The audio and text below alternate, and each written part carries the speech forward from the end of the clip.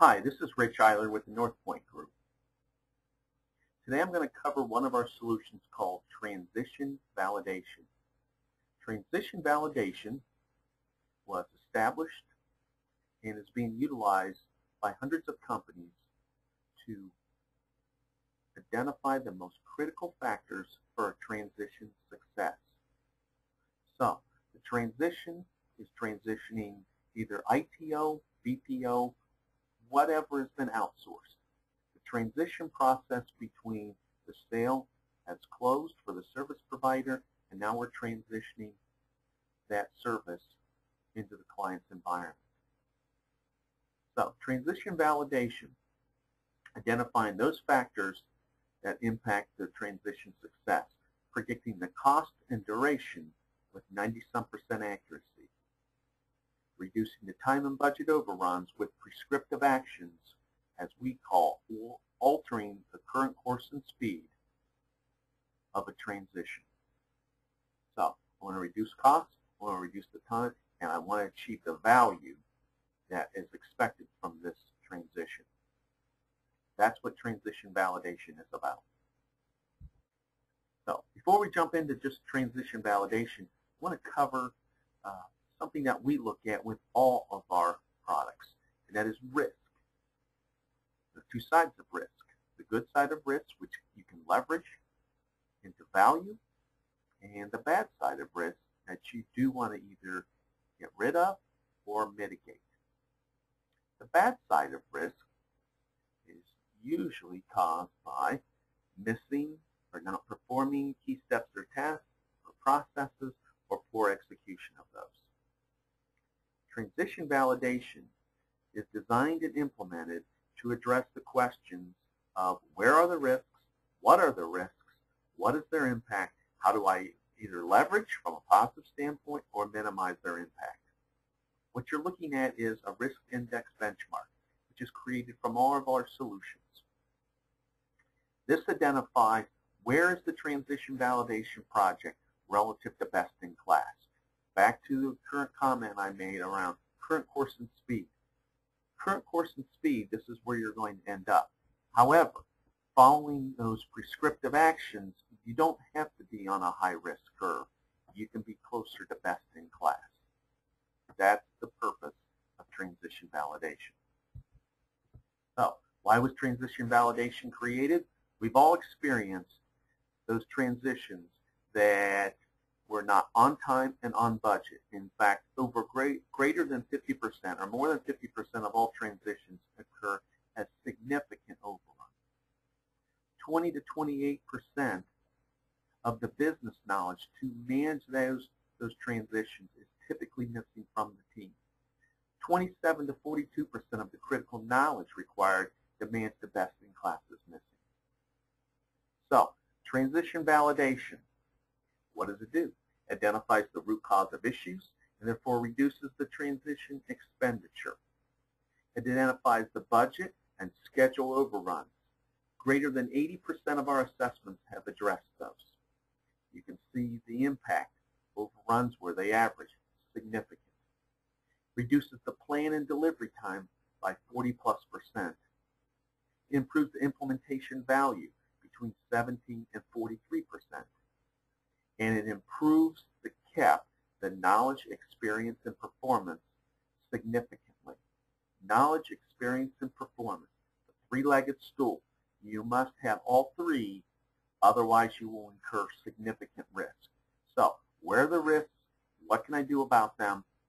And how can I make sure it doesn't impact my value, my cost, my time? So, the process is very straightforward. Made up of several steps, the first of which is we'll take the software and configure it for specific client requirements. What's their nomenclature? That takes about 2 to 3 hours with the project sponsor. That's followed very quickly through what we call the value risk assessment session. Facilitated session with key stakeholders, a day or less, where the team, the stakeholders, the people that are responsible for the transition, the people that are going to be impacted by the transition, and the sponsors, the leadership team that's involved in leading this transition. The group of people are part of the stakeholders. They score statements comprised of what we call the fundamental business activities. What are those things that are fundamental to the success of a transition project, and the supporting steps, tasks, and processes that support those, what we call FBAs, or fundamental business activities. In this case, there are approximately 140 FBAs and STPs that are in the software. The stakeholders see the statement, they score the statement on a consensus basis. Why consensus basis? Consensus then drives the issues to come out and to be addressed and to be discussed, so the team understands why they're good or not so good, or what the performance issues are that are impacting their ability to execute. So key discussion points are captured, the statements are scored on a consensus basis. It's facilitated either by NorthPoint or one of our business partners. At the conclusion of the session, NorthPoint will take those scores, run those against the best-in-class database, and within 1 to 2 days, be prepared to go through what we call the value risk solution session. Once again, facilitated by either NorthPoint or one of our business partners. Less than a day, drive through the scored statements. You can see how it compares to best in class. An action plan is created to go address those areas of greatest concern and the biggest impact on value. The team, because they've gone through this and they've scored them, they have a deep understanding of what was done, why it was done, what the issues are. They have an incredible amount of buy-in into what needs to be accomplished. The methodology, the collaborative methodology, creates the environment for the team to go address those areas. If you think back to the fundamental business activities and the steps, tasks, and processes, they're made up of the prescriptive activities that must be done to address the issues. So those are the steps, done very quickly, usually within a week or two. It's really dependent on the schedules of the client. And as you can imagine, I could repeat this process at any point in time based upon the teams going out and actually addressing those issues and coming back and having responses back for what's been accomplished and what still needs to be done. Okay. I'm going to show you this slide. It shows the very first step, the value risk assessment session. Once again, about 140 statements are actually scored.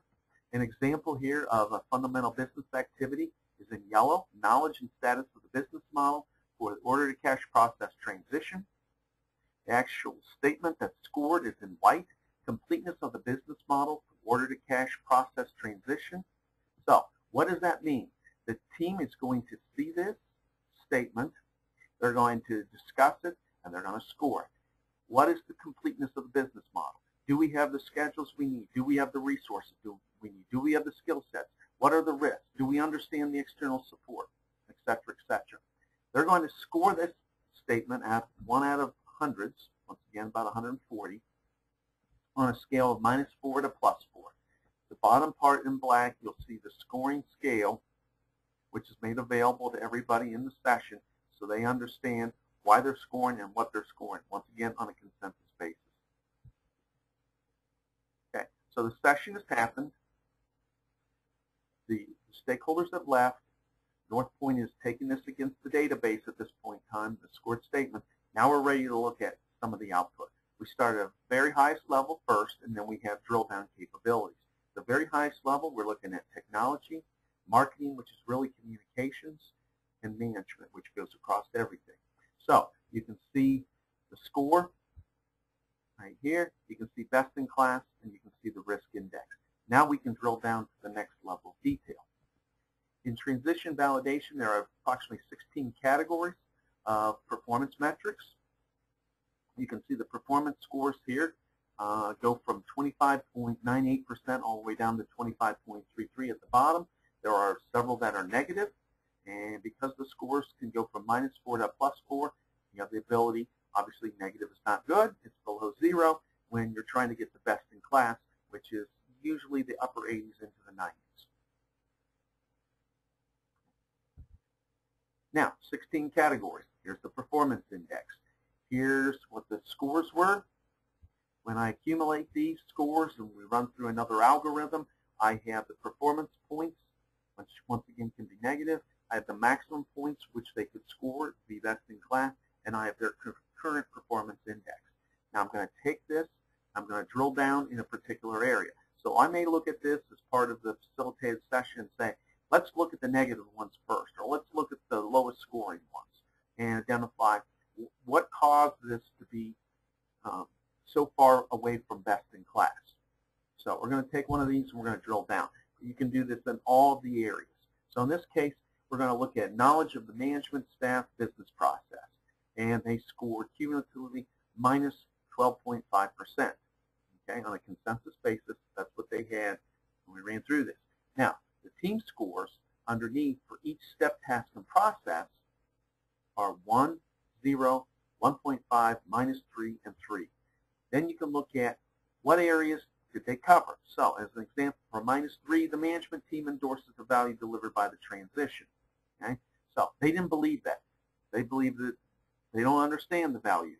So, let's look at the output. What do we need to do? What's the prescriptive piece associated with this? So, value propositions need to be refined as detail is lacking. So, how can you endorse something if you have very high-level value propositions? There's no detail associated with it. So if you go through the list, you'll see the prescriptive pieces of what need to be addressed by the teams that are put together coming out of that session. I can look at the impact on budget. What's the percent impact? What's the dollar impact? I can look at knowledge. Where do I have knowledge issues? Where is knowledge lacking as compared to best in class? What particular areas? What do I have to have that I don't have at this point in time? The software is also going to take a look at, once again, we talked about cost, we talked about schedule. So what's the original cost? Well, it was $1 million. Well, by scoring these statements, the cost multiplier is now at 6.93, so it's going to cost right around $7 million, significantly more than planned. The original planned time frame was 22 months. Now we're looking at a multiplier of 3.24, and you can see the reforecast plan there. Once again, this is 90-some% accurate because the fundamental business activities and the steps, tasks, and processes are those that impact the performance of the transition validation of the transition project. Okay. Back to an earlier comment. I can run this at multiple times. So I've just done a baseline. I have multiple checkpoints that I can have. Once I commission the teams to go out, make the changes, come back, report in, and then we can run this again. What has changed? Remember, risk seeps, leaps, and creeps into all kinds of projects, including transitions. So what's behind this? A significant amount of math, because each of the statements, once again, is weighted to its importance. Now, the goal is on any project, you can see on the y-axis here I have dollars, on the x-axis I have time. Any project, as time pushes out to the right, risks increase significantly. The goal, move it to the left as fast as I possibly can. Less time, less dollars, less risk, greater value. So, to make it real simple, real clear, focus on time, cost, and value. Finally, transition validation. What does it provide? It's prescriptive, it's predictive, identifies what has to be done, how to do it, how to measure it, and how well is it being done. It's going to reduce the transition costs significantly. It's going to reduce the plan and delivery time significantly.